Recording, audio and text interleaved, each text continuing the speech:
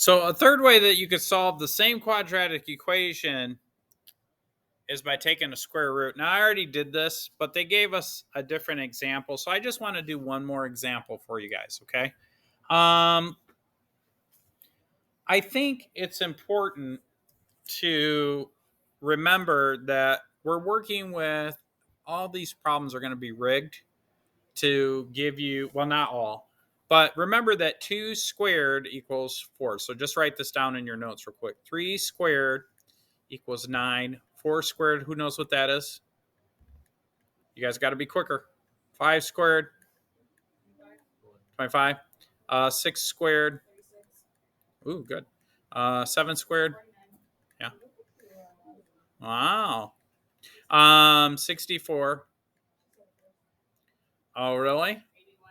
What's 25 squared? I know. What is it? I also went to college. It's 10. Anyways, so yeah, let's keep going. This is a weird flex, right? All right. So, anyways, so we need to know this because what's the square root of 4? You're half right. Plus or minus 2. What's the square root of 9? Half right. Plus or minus 3.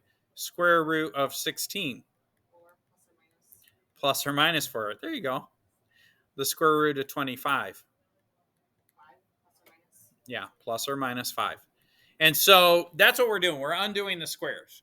And so basically what they're saying is that a real number x is the square root of a non-negative real number a, and the square root is written in the radical symbol like this. Every positive real number a has a positive square root. We call that the principal root, written as the square root of a, but it also has a negative square root written as negative. So when we take the square root of something, we should always say plus or minus. And that's what this example is talking about. Okay. So don't forget that negative. Now, it's interesting. Sometimes when we do math in the real world, sometimes we need that negative. Sometimes we need the positive solution. It just depends on the situation. Okay.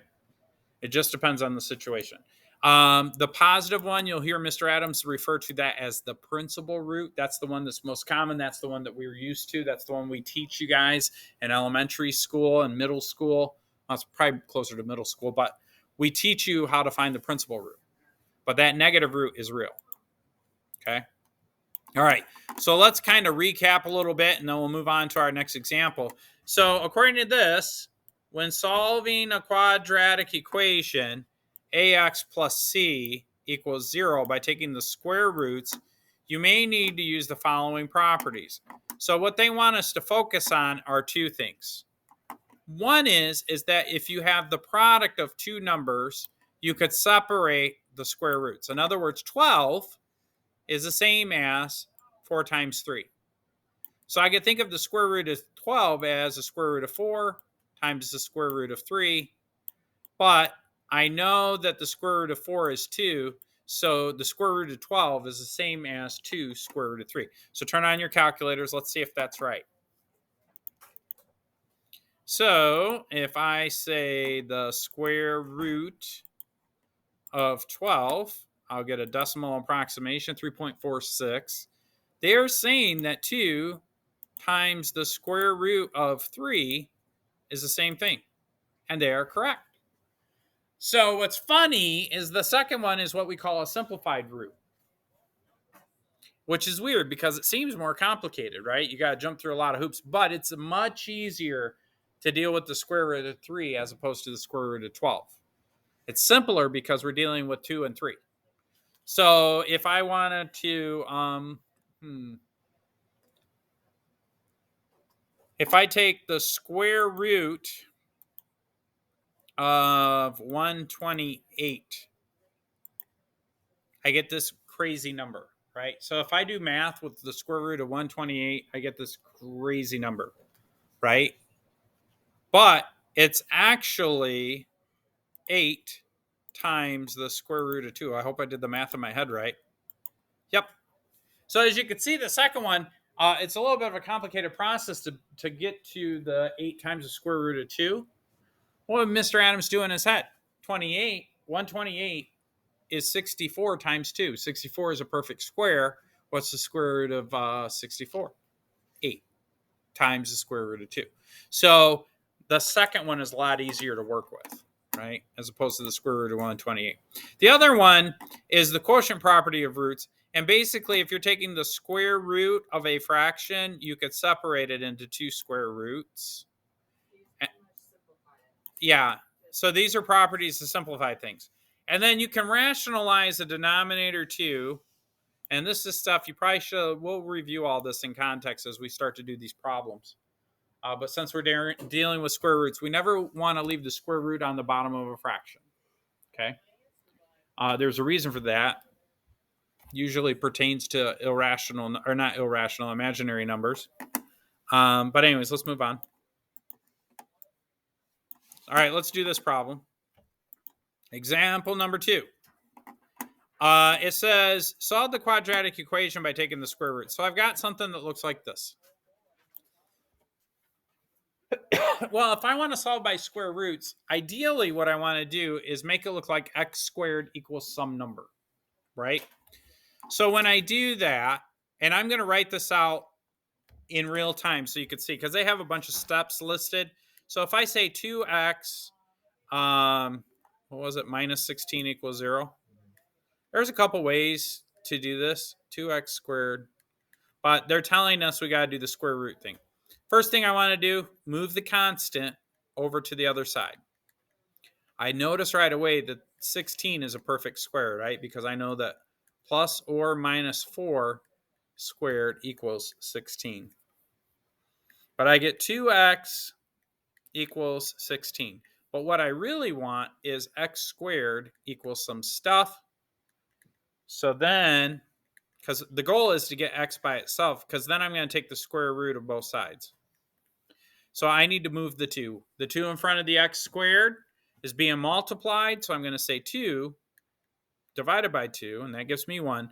And so that becomes x squared is equal to 8. Here's the interesting thing about that. When I go to take the square root of this, I get x squared equals 8. Well, x equals the square root of 8. But really, it's plus or minus the square root of 8. Well, isn't that the same as the square root of 4 times 2?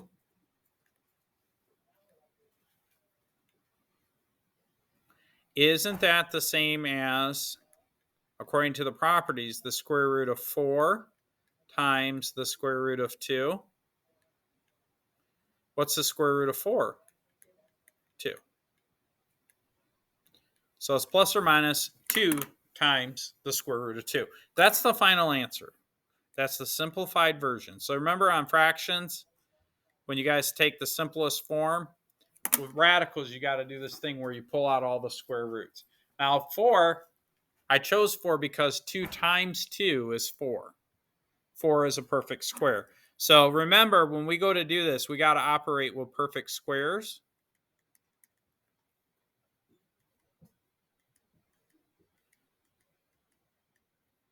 And what are the perfect squares?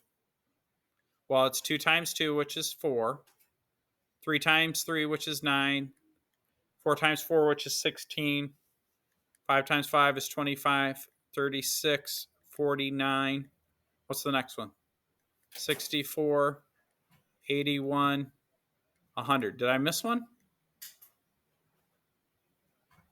I don't think so. 2, 3, 4, 5, 6, 7, 8, 9, 10. Next one is 121, 144. I think the next one is like 189 or 169. Okay. So I look for these numbers to pull out. Okay. Let's do one more example. For this part here, it says write an equation to answer the given question. Give the exact answer. If it's irrational, use a decimal approximation. So it says if you drop a water balloon, how long does it take to fall 4 feet? So D, this is, I'm assuming D stands for distance, and distance is a function of time. And T equals time. This is in feet, and it looks like our time is in seconds. So if I say D of T equals 16 T squared, and I want to, and it tells me that D of T equals 4, then I've got 4 is equal to 16 T squared, right? So if I want to solve this taking square roots, what do I do, guys?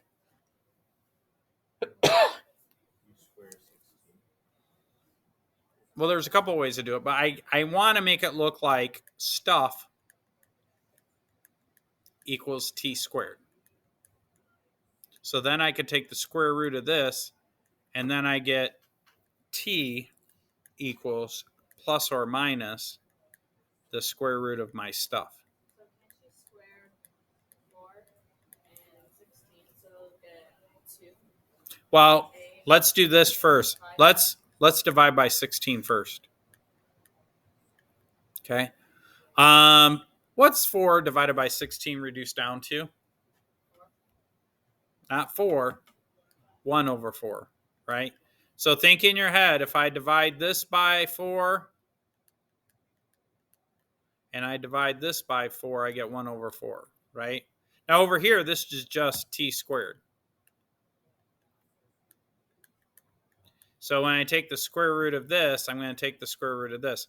But really, this is the same as, according to those properties, the square root of 1 over the square root of 4, right? What's the square root of 1?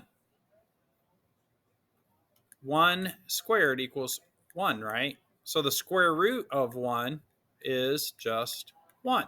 So this reduces down to 1. What's the square root of 4? 2. But remember, all of this is plus or minus, plus or minus, plus or minus. So I get plus or minus 1 over 2 is equal to, what's the square root of T squared? T.